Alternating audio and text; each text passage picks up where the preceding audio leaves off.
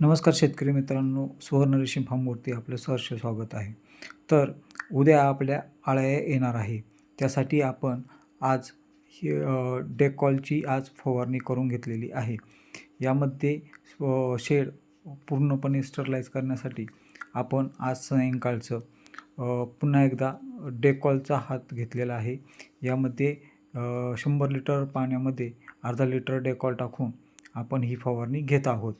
या फवारणी करताना सर्व रॅक तो आपले ट्रे बाकीच्या सगळं काही पूर्ण शेड ही व्यवस्थित फवारून घ्यायची आहे, जेणेकरून कुठे काही राहणार नाही. व्यवस्थित असं फवारणी करायची आहे. आपण व्हिडिओमध्ये पाहतच असाल की STPनं कशी व्यवस्थित अशी फवारणी करीत आहे.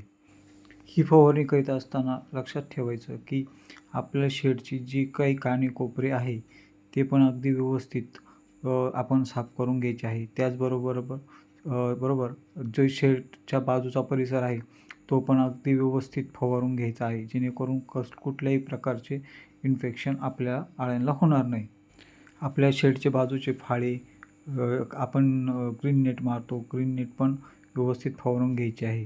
खास करून बाजूचा परिसर ज्या बाजूनं आपण अळ्या आणतो त्या व्यवस्थित आपण साफसफाई करून घ्यायची आहे.